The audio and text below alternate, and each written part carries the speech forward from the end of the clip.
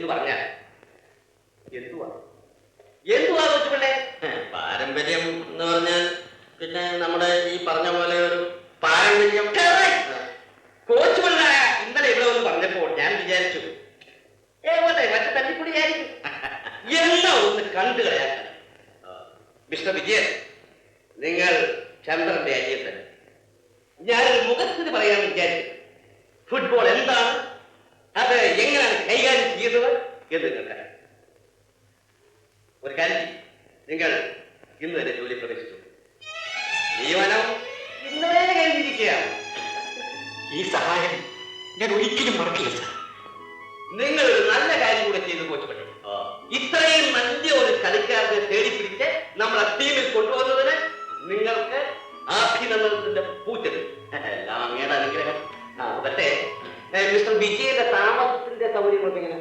വിജയൻ എന്റെ കൂടെ താമസിക്കും. ചന്ദ്രന്റെ അനിയൻ എനിക്ക് അന്യനല്ല. അപ്പോഴേ ഓഫീസിൽ ചെന്ന അപ്പോയിന്റ്മെന്റ് ഓർഡർ കൊടുക്കാൻ. ശരി.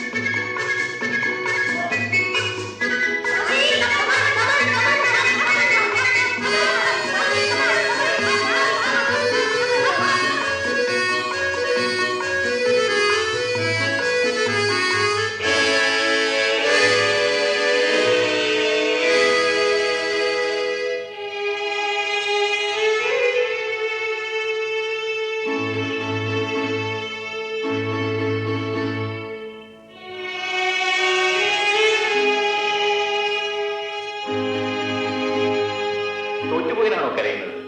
നിങ്ങളുടെ പെർഫോമൻസ് ഒന്നാന്തരമായി. അബദ്ധത്തിൽ തോറ്റുപോയി, അത് കരയേണ്ട കാര്യമുണ്ട്. ഈ വക കാര്യങ്ങളൊക്കെ സ്പോർട്സ്മാൻ സ്പിരിറ്റിൽ എടുക്കേണ്ട കാര്യമല്ലേ ഉള്ളൂ. ചെല്ലി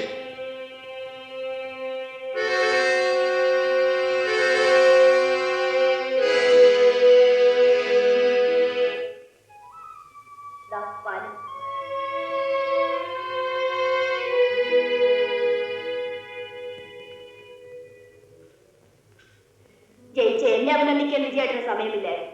തോറ്റ മാനവിയെ ആശ്വസിപ്പിക്കാനായിരുന്നു തിടുക്കം. തുളസി അഭിനന്ദിക്കാൻ വേണ്ടിയില്ലേ ഞാൻ അവിടെ വന്നത്. ഉണ്ടെ പിണങ്ങി ഓടി ഇങ്ങോട്ട് പോകുന്നത് ഞാൻ എന്ത് ചെയ്യാനാ? അങ്ങനെയാണെങ്കിൽ ജയിച്ചാലിനെ അഭിനന്ദിച്ചിട്ട് തോറ്റാലിനെ ആശ്വസിപ്പിക്കാൻ പോയാൽ പോരായിരുന്നു. നീ പറയുന്നത് ശരിയല്ല മോനെ. ജയിച്ചവരെ അഭിനന്ദിക്കുക എന്ന് പറയുന്നത് കേവലം ഒരു ചടങ്ങ് മാത്രമാണ്. നേരെ മറിച്ച് തോറ്റവരെ സമാശ്വസിപ്പിക്കുക എന്ന് പറയുന്നതിലാണ് മനുഷ്യത്വം. ഇവള് പറയുന്നതിൽ വല്ല അർത്ഥമുണ്ടോ വെച്ചാൽ ജയവും തോൽവി ഇല്ലാതെ മത്സരം, അല്ലെങ്കിൽ പിന്നെ സമനിലയിൽ കഴിയണം. അപ്പൊ പിന്നെ ജയിച്ചവർ അഹങ്കരിക്കുന്നത്, തോറ്റവർ ദുഃഖിക്കുന്നത് വിട്ടിത്തമല്ലേ? വേദാന്തം കൊള്ളാം, അമ്മ പഠിപ്പിച്ചു തന്നതായിരിക്കും. ഇവിടെ നിന്നായാലും സ്പോർട്സ്മാൻ സ്പിരിറ്റ് ഉള്ള ഒരാൾ ആദ്യം പഠിക്കേണ്ട ഇതാണ്. അത് കാണാമല്ലോ, വരുന്ന 7-ാം തീയതി ഗോതമ്പ ട്രോഫിക്ക് വേണ്ടിയുള്ള ടൂർണമെന്റ് അല്ലേ. ഈ സ്പോർട്സ്മാൻ സ്പിരിറ്റുകാരനെ എനിക്കൊന്ന് കാണണം. കാണാനൊന്നുമില്ല. ജയിച്ചാൽ അഹങ്കരിക്കരുത്, ഇല്ല. തോറ്റാൽ ദുഃഖിക്കാൻ വരും എന്ന് വെച്ച് ഞങ്ങൾ പോക്കാൻ വേണ്ടി പ്രാർത്ഥിച്ചേക്കരുതേ. രാമകൃഷ്ണ,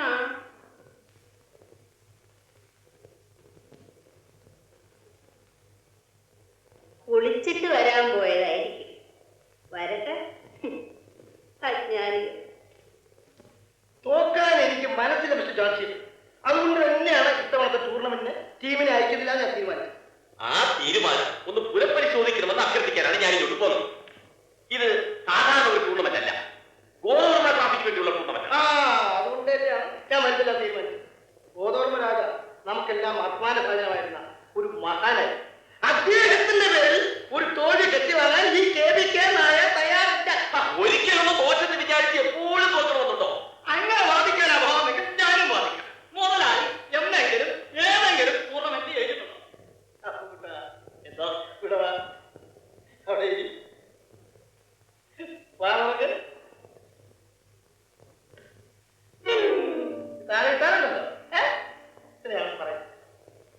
ഏതായാലും ഈ പ്രാവശ്യം കൂടി ടീമിനൊന്ന് വിടണം. നമുക്കിത് നോക്കാം. ഓഹോ, നിങ്ങളങ്ങനെ പലതും പറയും. കാരണം ടൂർണമെന്റ് നടത്തുക എന്നുള്ളതാണ് നിങ്ങളുടെ തൊഴിൽ. നിങ്ങൾ പരസ്യം ചെയ്യുന്നു, ആളെ കെട്ടുന്നു, കാശുണ്ടാക്കുന്നു.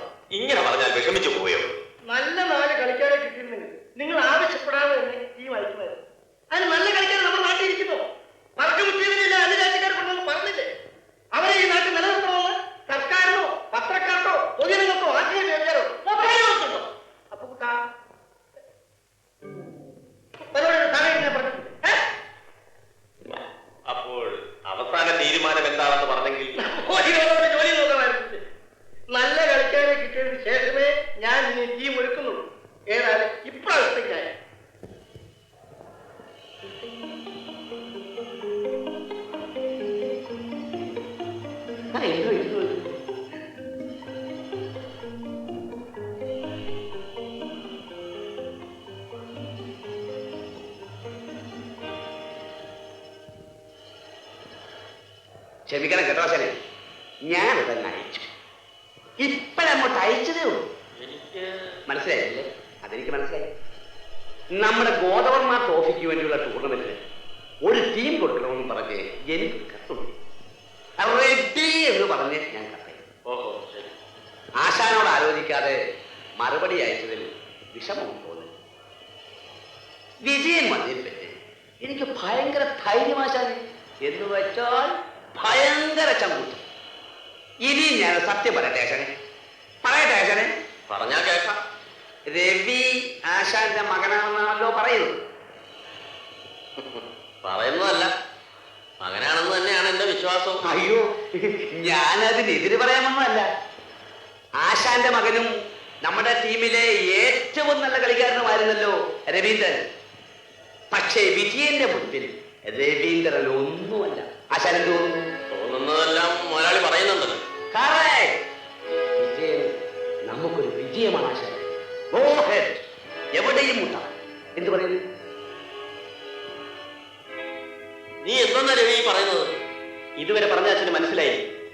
എന്റെ കാലൊടിച്ചു, എനിക്കിനി കളിക്കാൻ പറ്റില്ല.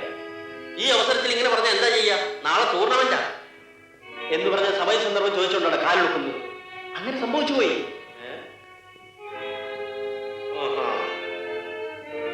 അങ്ങനെ ഒരു ഉടുക്കൊണ്ടു ആശാന്. ടീം കൊടുത്തു കഴിഞ്ഞ് ഒരു കളിക്കാരൻ ഉടുക്കെന്ന് പറയുന്നത് തന്നെ ദുർലക്ഷണം. കാര്യം ശരിയാ, പക്ഷെ അപകടം സംഭവിച്ചു പോയില്ലേ? ഇനിയിപ്പോ എന്തോ ഉള്ളത് വെച്ച് നേരിടുക. നിങ്ങൾ എന്തോന്നാ ആശാനെ ഈ പറയുന്നത്? ഉള്ളത് വെച്ച് നേരിടാൻ പറ്റിയ പുള്ളികളാണോ? മൈസൂരിൽ നിന്നും പഞ്ചാബിൽ നിന്നും ബംഗാളിൽ നിന്നും ഒക്കെ അല്ലേ ടീം വന്നിരിക്കുന്നത്? രവി കളിക്കുന്നില്ലെങ്കിലും വിജയനുണ്ടല്ലോ. രവിക്ക് പകരം ഞാൻ വേറെ ആരെങ്കിലും നിർത്തിക്കൊള്ളാം. ആശാൻ ഏറ്റോ? ഞാൻ ഏറ്റെന്നേ. ചതിക്കരുത്, മാനമാണ് എനിക്ക് വരുന്നത്. തോറ്റു പോയെങ്കിൽ തൊപ്പിടാൻ പോലെ തല കിട്ടത്തില്ല. തല വെക്കാൻ ദൂരെ കിട്ടും. മുതലാളി ധൈര്യമായിട്ടിരിക്കണം, ഞാനല്ലേ പറയുന്നത്. ആ എന്നാ ഇരുന്നോളാം.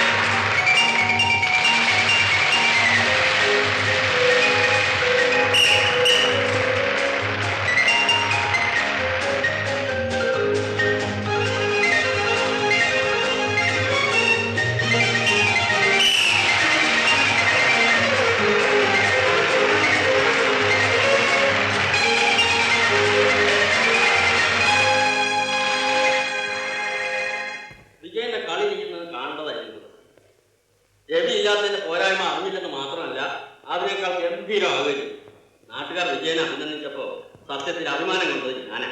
എനിക്ക് കിട്ടുന്ന അഭിനന്ദനങ്ങളെല്ലാം അങ്ങേക്കുള്ളതാണ്. ഞാൻ വെറും ഒരു അസംസ്കൃത വസ്തുവായിരുന്നു. എന്നാലും മാറ്റും മഹത്വം എല്ലാം അതിൻ്റെ തന്നെ. ഞാനൊന്ന് പൊടിയറച്ച് മിനിക്കുന്നു മാത്രമേ ഉള്ളൂ. കേട്ടോ ദേവി, വിജയന്റെ കളിക്ക് തന്നെയാണ് ഒരു പ്രത്യേക ഫോം. വിജയനെ കൂടെ ഇരുത്തിക്കൊണ്ട് പറയാൻ പാടില്ലാത്തതാ. എന്നാലും ഇത്രയും കാലമായിട്ടും നിനക്ക് പോലും ആ ഫോം കിട്ടി. ചോറുണ്ടി അതിനിങ്ങനെയാണോ ചോദിക്കുന്നത്? ഞാനത് ഞെട്ടിപ്പോയല്ലേ. ആ കത്തി കൊണ്ട് എടുത്തിട്ട് എന്ന് പറയുന്ന പോലെയല്ലേ ചോറ് ചോദിക്കുന്നത്. നിനക്ക് എന്ത് പറ്റി? പറ്റിയതെന്ന് ഞാൻ പറയാം. അച്ഛൻ വിജയേട്ടനെ സ്തുതിക്കുന്നത് കേട്ടിട്ട് വലിയേട്ടന് സഹിക്കുന്നില്ല. ഇത് തന്നെ കാര്യം. അനാവശ്യം പറയാനുണ്ടല്ലോ. വേറെ നമുക്ക് എവിടെ പോയി? അന്ന് എനിക്ക് ഉപദേശിക്കുന്ന ആ പഴയ സ്പോർട്സ് മെൻസിട്ട്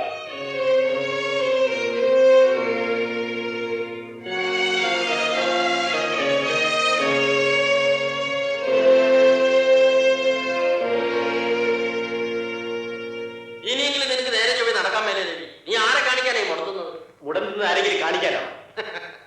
എന്റെ അടുത്താണോ മോനെ ഈ വേല? നിന്റെ കാല് ഉളുക്കിയെന്ന് പറഞ്ഞപ്പോഴേ എനിക്ക് മനസ്സിലായി ഉളുക്കിയത് കാലല്ല മനസ്സാണ്. അച്ഛൻ എന്തൊക്കെയാണ് ഈ പറയുന്നത്? നിന്റെ മനസ്സിലുള്ളതാ ഞാൻ പറഞ്ഞത്. മുതലാളി വിജയനെ സ്തുതിച്ച് പറഞ്ഞാൽ നിനക്ക് ഇഷ്ടപ്പെട്ടില്ല. എന്നാ ഞാനില്ലാതെ കളി ജയിക്കുന്നത് കാണട്ടെ നീയും കരുത്. അതല്ലേ സത്യം? ആരെല്ലാം ഒഴിഞ്ഞു മാറിയാലും ടീം കൊടുത്തു കഴിഞ്ഞാൽ കളി നടക്കുമെന്നുള്ള കാര്യം തീർച്ചയാണ്. അതിനാണ് എന്നെ പോലുള്ളവരെ കോച്ചായി നിയമിച്ചുകൊണ്ട് കമ്പനിയിൽ നിന്ന് ശമ്പളം തരുന്നത്. നീ ഇല്ലെങ്കിലും കളിക്കാമെന്നും കളി ജയിക്കാമെന്നും വിജയം തെളിയിച്ചില്ല. നീ ഇപ്പൊ ടീമിൽ ഒരു പ്രശ്നം പോലും അല്ലാതായി ചെന്നിരിക്കുക. വാശിക്ക് പോയിട്ട് എങ്ങനെ ഇരിക്കുന്നു?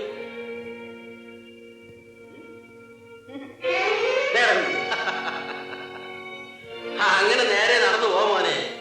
എന്തിനു മുടന്നു കിടന്ന് ഈ ശരീരം ക്ഷീണിപ്പിക്കും?